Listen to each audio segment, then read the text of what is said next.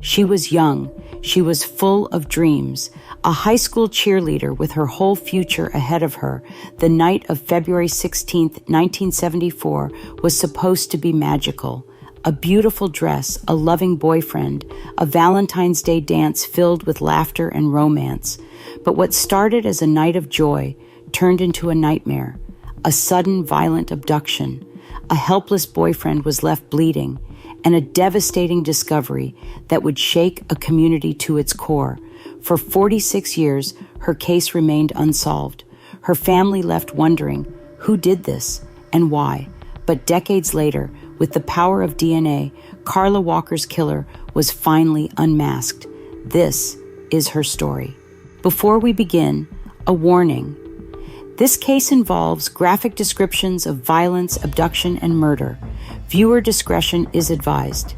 Please support Secrets in the Shadows by liking this video, subscribing, and turning on notifications.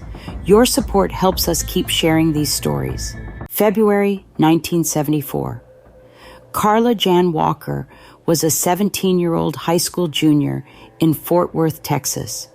She was everything you'd imagine in an all-American girl, a cheerleader, a bright student, kind, compassionate, and full of life. She wasn't just another pretty face. She was a girl who lit up every room she walked into, and she was deeply in love. Carla had been dating 18-year-old Rodney McCoy, the quarterback of the football team, for about a year. She wore his promise ring, a symbol of their future together. That night, dressed in a floor-length powder blue gown, she attended a Valentine's Day dance with Rodney. The theme? Love is a kaleidoscope. But that night, as the music faded and the dance ended, Carla and Rodney's fairy tale took a dark and twisted turn into horror. After the dance, Carla and Rodney, like many high school couples, weren't quite ready for the night to end. They cruised around, stopped for burgers, and drove to the bowling alley, a popular late-night stop for teenagers needing a bathroom break. As Carla stepped back into Rodney's car, she leaned against the passenger door, her purse tucked beneath her head like a pillow. The two sat, talked, and kissed, just young love, lost in the moment. Then, in an instant, it all shattered. The door was ripped open.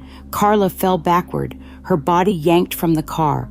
Rodney lunged forward to catch her, but before he could react, a gun was shoved in his face. A stranger loomed over them in the darkness. He didn't speak. He just raised his hand and brought the gun down, hard. Rodney felt the butt of the gun smash into his skull. Blood poured down his face. His vision blurred. He heard Carla screaming, begging her attacker to stop, but the blows didn't stop. Then, silence. The man raised his gun again, pointed it at Rodney, and pulled the trigger. 3 times, the gun misfired. Rodney sat there, frozen, his ears ringing, his mind in a daze. Before he could react, the man grabbed Carla and dragged her into the night. Rodney, dazed and bleeding, stumbled out of the car, screaming Carla's name. But she was gone, taken, vanished into the darkness. The next 3 days were filled with dread. The Walker family waited, hoping for a ransom call, some sign that Carla was alive. But on February 19th, 1974, those hopes were shattered. Near Lake Benbrook, an officer scanning the area came upon a shocking sight. Carla Walker's lifeless body was found in a drainage channel, her dress torn, her face bruised, and her hands bound. She had been brutally beaten, assaulted, and strangled.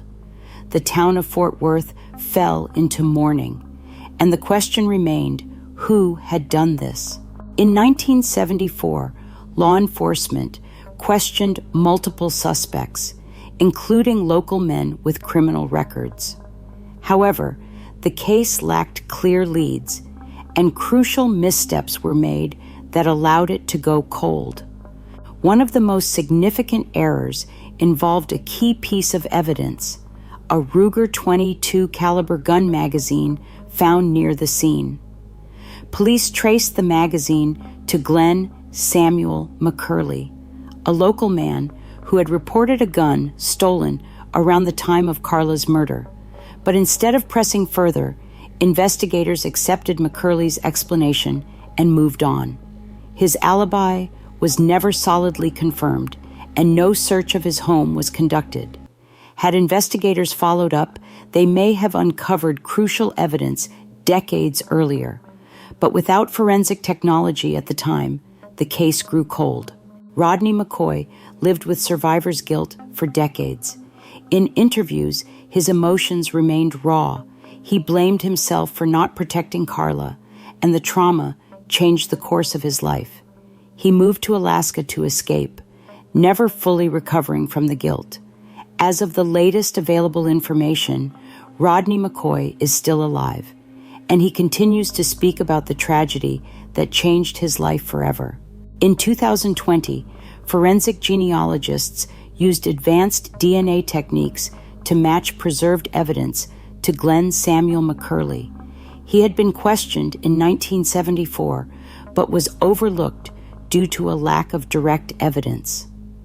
When confronted, McCurley initially denied involvement, but as evidence mounted, he finally confessed, bringing an end to the mystery.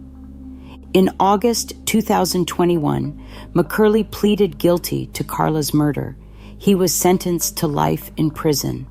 After nearly 5 decades, Carla's family finally had answers, but justice came too late for her parents, who had passed away before they could see the resolution of the case.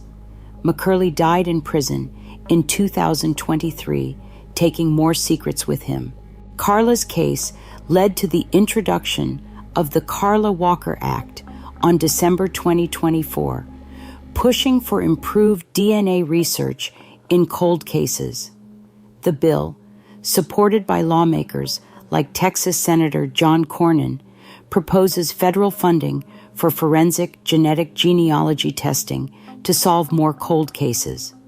Her case also stands as a reminder of how forensic science continues to evolve, bringing long-overdue justice to victims and their families. Carla was only 17. She had dreams, a future, a love story that was cruelly stolen from her. Her story is one of tragedy, but it's also a story of determination, perseverance, and the power of DNA to finally bring justice. If you found Carla's story important, please support our channel by liking this video, subscribing to Secrets in the Shadows, and turning on notifications, because every victim deserves their story to be told.